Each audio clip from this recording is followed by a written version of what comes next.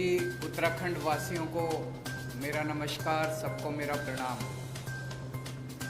आज उत्तराखंड में आके मुझे बहुत अच्छा लग रहा है। उत्तराखंड को हम देवभूमि मानते हैं। भगवान ने उत्तराखंड को देने में कोई कसर नहीं छोड़ी। भगवान ने सब कुछ दिया। उत्तराखंड में नदियां हैं, पहाड़ हैं, पेड़ हैं, वनस्पति हैं, जड़ी बूटियां हैं। उत्तराखंड में मेहनती लोग हैं, अच्छे लोग हैं, ईमानदार लोग हैं। लेकिन उत्तराखंड के नेताओं ने और उत्तराखंड के पार्टियों ने उत्तराखंड को बर्बाद करने में कोई कसर नहीं छोड़ी।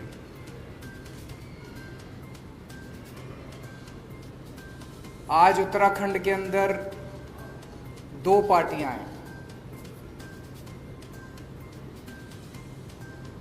तो जैसे चक्की होती है, चक्की के दो पार्ट होते हैं। उन चक्की के दो पार्टों के अंदर दाने पिसते हैं। ऐसे इन दो पार्टियों के बीच में उत्तराखंड और उत्तराखंड की जनता पिस रही है पिछले 20 साल से। इन दोनों पार्टियों ने बड़ी अच्छी सेटिंग कर रखी है, बड़ी अच्छी सहमति बना रखी है आपस में, और बड़े तरीके से है, सिस्टमैटिक। आप 2000 से उठा के देख लो, एक बार तुम, एक बार हम, एक बार तुम, एक बार हम, एक बार तुम लूटो, एक बार हम लूटेंगे, एक बार तुम लूटो, एक बार हम लूटेंगे। अभी हम देख रहे हैं कि सत्ताधारी पार्टी के पास सीएम ही नहीं है। एक बनता है, फिर सत्ताधारी पार्टी को लगता है नहीं ये भी निकम्मा, फिर दूसरे को बनाते हैं, फिर कहते हैं नहीं ये भी मेरे ख्याल से 70 साल के भारत के इतिहास में ये पहली बार हो रहा होगा कि कोई अपनी पार्टी खुद ही कहती है कि हमारा सीएम बेकार है। वैसे तो अपोजिशन वाले कहते हैं भाई ये पार्टी खराब है, ये सीएम खराब है। ये तो खुद ही कह रहे हैं कि हमारा सीएम खराब है, इसको बदल रहे हैं। अब फिर दूसरे को भी कहते हैं ये भी खराब है, इसको भी बदल रहे हैं। तो वहां पे सीएम की लड़ाई चल रही है, उनके पास सीएम नहीं है। फिर विपक्ष है, विपक्ष के पास नेता नहीं है।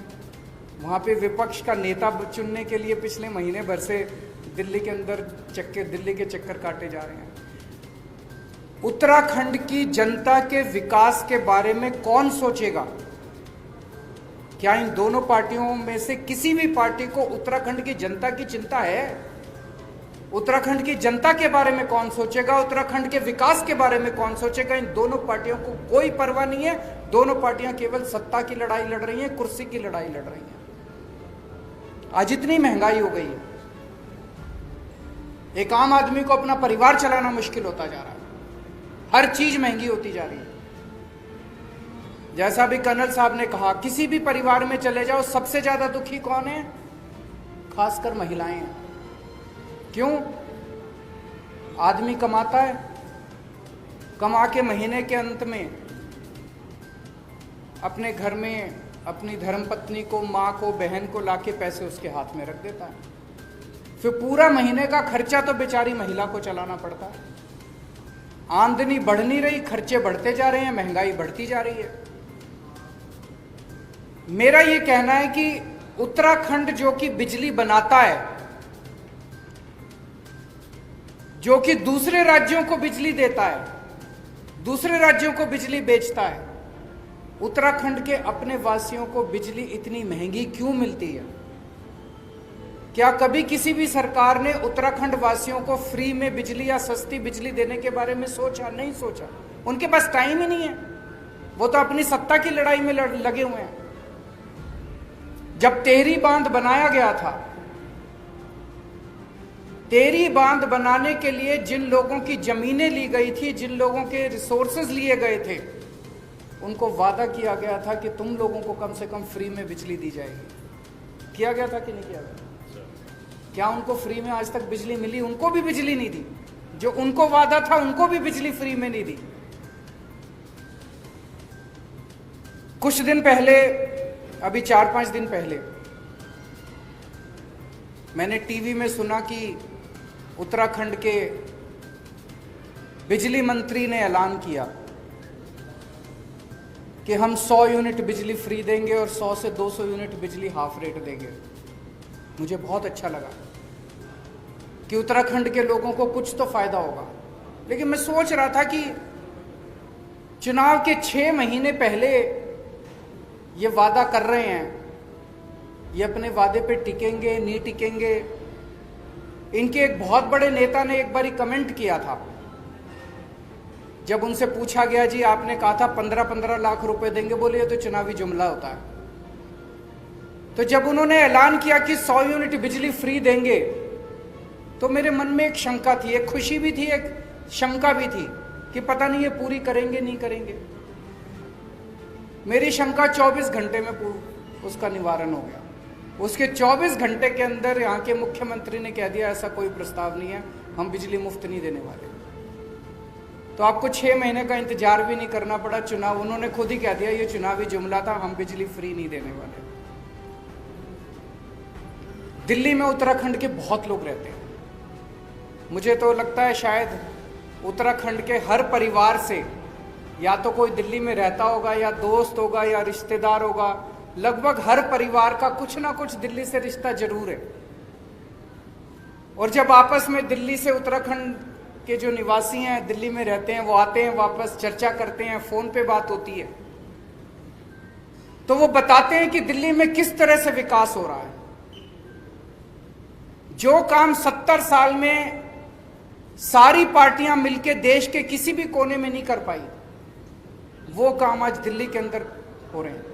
स्कूल बन रहे हैं, अस्पताल बन रहे हैं, सड़कें बन रही हैं, पानी, बिजली, हर क्षेत्र के अंदर दिल्ली के अंदर विकास हो रहा है। अब उत्तराखंड वासी भी चाहते हैं कि वैसा ही विकास दिल्ली का जैसा हो रहा है वैसा ही विकास यहाँ भी, स्कूल अच्छे होने चाहिए, यहाँ भी अस्पताल अच्छे होने चाहिए, सभी उत्तराखंड वासी चाहते हैं। और अब उत्तराखंड के लोग मन बना चुके हैं कि उत्तराखंड के अंदर आम आदमी पार्टी की सरकार लानी है। तो मैं उत्तराखंड के लोगों को भरोसा दिलाना चाहता हूं कि जितने काम, अच्छे काम दिल्ली में हुए वो तो करेंगे ही करेंगे। स्कूल भी अच्छे बनाएंगे, अस्पताल भी अच्छे बनाएंगे, बिजली भी अच्छी करेंगे, पानी भी अच्छा करेंगे, यहाँ पे खेती भी अच्छी करेंगे, कानून व्यवस्था भी, और भी खूब सारे अच्छे काम करेंगे। आज मैं खासकर बिजली के क्षेत्र में 4 बातों की गारंटी देके जा रहा हूं। और मैं ये बता दूं, मैं जो कहता हूं वो चुनावी जुमला नहीं होता। केजरीवाल जो कहता है वो करता है। आज जो मैं कह रहा हूं वो केजरीवाल की गारंटी है। 4 बातों की गारंटी दे रहा हूं मैं बिजली के क्षेत्र में। ये हमारी पहली गारंटी है।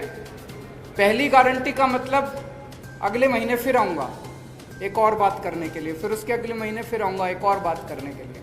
आज बिजली के क्षेत्र में 4 बातों की गारंटी देके जा रहा हूं। पहली चीज, जैसे दिल्ली में करके दिखाया वैसे ही उत्तराखंड के अंदर हमारी सरकार बनेगी। 300 यूनिट बिजली तक हर परिवार को मुफ्त बिजली दी जाएगी। दिल्ली में 200 यूनिट बिजली मुफ्त मिलती है।